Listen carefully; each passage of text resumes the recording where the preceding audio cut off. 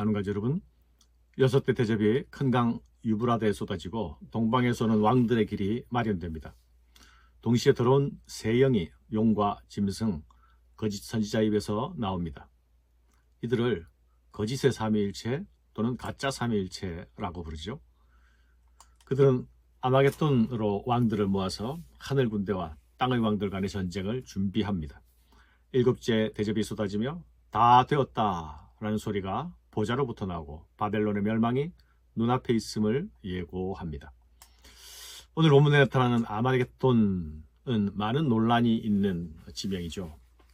요한은 이 지명을 히브리어라고 밝히고 있기 때문에 히브리어 산을 의미하는 하르와 이스라엘 북부의 무기또와 합한 단어라고 추정됩니다. 그런데 이상한 것은 무기또는 실제로 산이 아니라 평원, 평지였죠. 구약에서 이 무기또는 주로 큰 전투가 벌어지는 대표적 격전지였습니다. 고대 전투는 주로 평지에서 대회전을 벌이지 않았습니까? 그런데 요한은 도시를 지칭할 때는 상징이 아닌 실제 지명을 사용했고 인명을 사용할 때는 또 상징적인 별명을 사용했죠. 예를 들어서 에베소, 버가모 등은 실제 지명이고 이세벨, 발락 등은 상징적으로 사용되었습니다. 그런데 또한 요한이 바벨론을 상징적으로 사용해서 로마를 지칭하고 있는 것도 고려사항입니다. 이러한 요한의 용법을 고려해 볼 때에 그는 아마겟돈을 문자적으로가 아니라 상징적으로 사용한다고 보아야 할 것입니다. 요한은 이 지명을 상징적으로 사용하여서 하나님의 적들이 멸망당하는 장소로 나타내고 있는 것이죠. 큰 전쟁을 위하여 악의 세력들이 규합하고 있습니다. 여섯째 천사가 대접을 큰 강 유브라데 쏟자 강물이 마르고 동방으로부터는 왕들의 길이 열리죠. 또 여섯째가 그 대접을 큰 강 유브라데에 쏟음에 강물이 말라서 동방에서는 왕들의 길이 예비되더라. 이 동방으로부터는 왕들이란 로마 제국의 동쪽에 있는 적들의 침략할 준비가 되어 있는 것으로 묘사하고 있습니다. 당시 로마인들은 동쪽 파르티아 제국에 대한 공포와 피해 망상이 있었죠.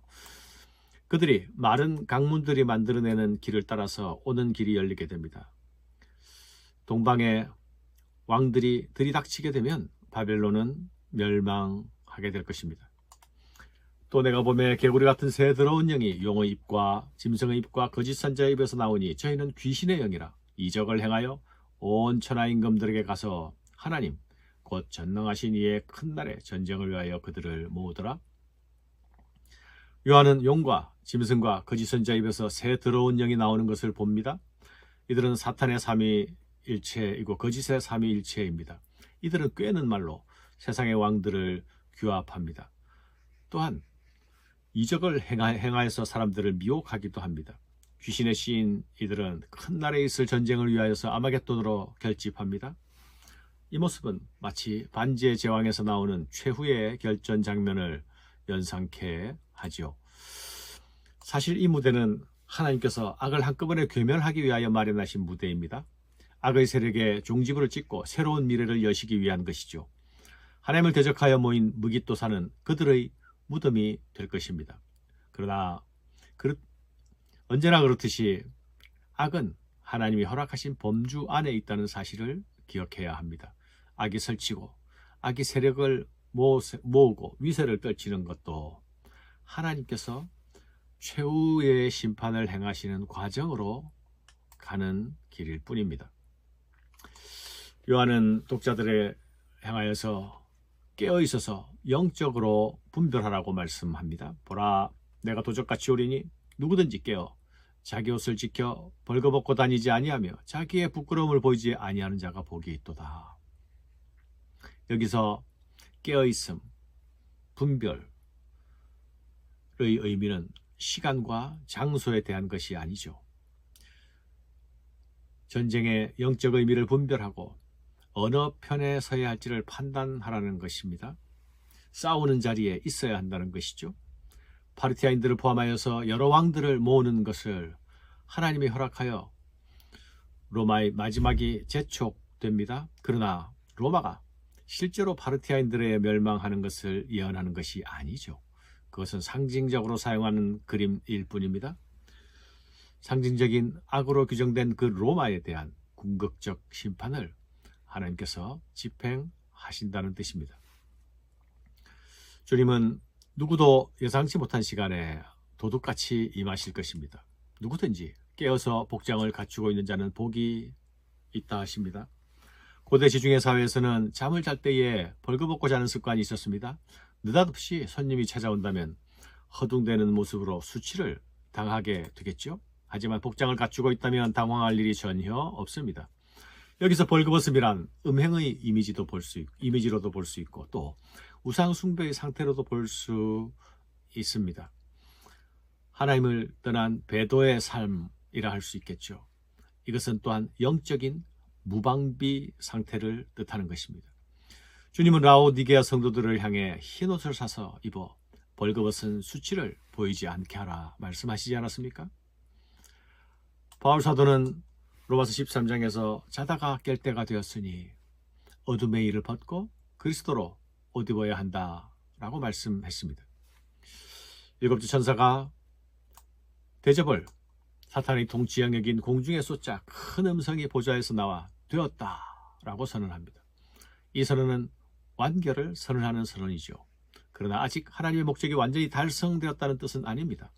심판은 완결이 아니죠. 심판은 진정한 회복을 위한 과정이요 시작입니다. 진정한 마지막은 새 창조, 새 하늘과 새 땅으로 찾아올 것입니다. 그때에 하나님께서는 모든 것을 회복하시고 이루었도다라고 선언하실 것입니다. 되었다라는 말씀은 사탄의 지배가 최종적으로 멸망할 것을 암시합니다. 번개와 우레소리와 더불어 역사 이래 경험하지 못한 큰 지진이 일어납니다. 큰 성이 세 갈래로 갈라지고 무너져 내립니다. 들에는 거대한 우박이 떨어져 폐허로 만들어버리죠. 이것은 가장 공포스럽고 두려운 광경을 보여주고 있는 그림이죠. 열방으로 하여금 음행의 포도주를 마시게 했던 바벨론은 결국 무너져 내립니다. 그러나 멸망 가운데 있는 자들은 그 가운데서도 하나님을 비방합니다. 자신들의 죄악은 생각하지 아니하고 자신들이 당하는 재앙만 생각하는 것입니다. 돌이킴을 모르는 악한 자들의 어리석은 모습입니다. 사랑하는 여러분, 세상의 화려한 영화는 영원히 지속되는 것이 아닙니다. 불의로 지배하며 쌓은 마철로의 제국은 한날 허무하게 무너질 것입니다. 오직 주의 나라만이 영원한 나라임을 기억해야 합니다. 오늘도 우리는 흔들리는 세상 가운데 살고 있습니다.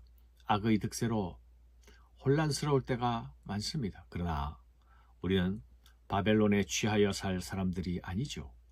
영원한 나라를 바라보며 그 나라와 그 의를 구하며 살아야 할 자들입니다.